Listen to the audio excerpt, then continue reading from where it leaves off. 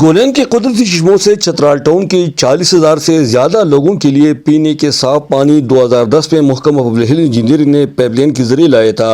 اس وقت یہ سڑک صوبائی محکمہ CNW کے پاس تھا، جو بعد میں وفاقی محکمہ نیشنل ہائی وے اتھارٹی کو حوالہ ہوا۔ سڑک پر رش زیادہ ہونے اور بڑھتی ہوئی آبادی کی ضرورت کے مطابق اس سڑک کو کشادہ کیا گیا۔ اس وقت یہ پائپ لائن پہاڑ کی دامن میں سڑک کے کنارے لایا گیا تھا، مگر سڑک چوڑا ہونے کی وجہ سے یہ پائپ لائن اب سڑک کے درمیان میں آ گیا۔ خدشہ تھا کہ مالبردار گاڑیوں کی وجہ سے یہ پائپ ٹوٹ کر ترکوری سڑک کو بھی نقصان پہنچائے۔ محکمہ پبلک ہیلتھ انجینئرنگ نے اس پائپ لائن کو محفوظ جگہ منتقل کرنے کے لیے 29 کروڑ روپے لاگت کا ٹینڈر کیا تھا۔ ضروری کارروائی کے بعد اب اس پائپ لائن کو سڑک کے بیچ سے نکال کر محفوظ جگہ شفٹ کرنے پر کام کا آغاز ہو گیا۔ PCPC کے پروجیکٹ مینیجر کا کہنا ہے کہ ان کی کوشش ہوگی کہ جلد سے جلد اس پائپ لائن کو شفٹ کرے۔ ری الائنمنٹ پائپ جو پہلے سے منظور ہوا تھا water supply scheme Chitral city کے لیے گولین کوٹ سے تقریباً 22,000 فٹ اس کی لینتھ بنتی ہے، تو یہ ہم نے ابھی ادھر شفٹ کرنے روڈ وائنڈنگ ہو رہی ہے، تو یہ روڈ کے بیچ آ رہا ہے، تو ہم نے اس کو سیف روڈ پہ ری الائن کرنا ہے۔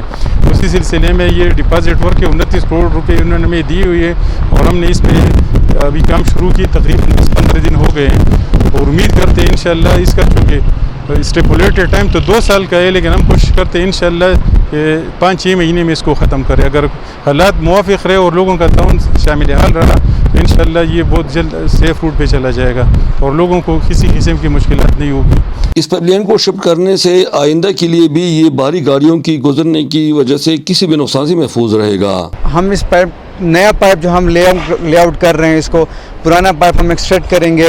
جب ایکسٹریکٹ کریں گے تو بیچ میں اس طرح ہم واش آؤٹ جگہ دیں گے جہاں پہ ہم نے یہ پائپ دوبارہ کنیکٹ کرنا ہے، ڈائیورٹ کرنا ہے۔ پرانے پائپ کو نئے پائپ کے ساتھ ہم نے جوائنٹ لگانا ہے تاکہ وہ پانی کنٹینیو ہو کے عوام تک اس کی رسائی ہو۔ گولین کے چشموں سے یہ پائپ لائن 22 کلومیٹر بوئی سڑک کے کنارے چترال ٹاؤن لایا گیا تھا۔ اب اس میں 375 میٹر نیا پائپ استعمال ہوگا اور باقی پرانا پائپ نکال کر اسے سڑک کے کنارے منتقل کیا جا رہا ہے تاکہ آئندہ کے لیے اسے ہر قسم کے خطرات سے محفوظ رکھا جائے۔ واضح ہے کہ اس پائپ لائن کو ایک خاص راڈ سے ویلڈنگ کرنے کے بعد اس پر تارکول کا پلستر اور مضبوط سلوشن ٹیپ بھی لگایا جا رہا ہے تاکہ زنگ لگنے سے محفوظ رہے۔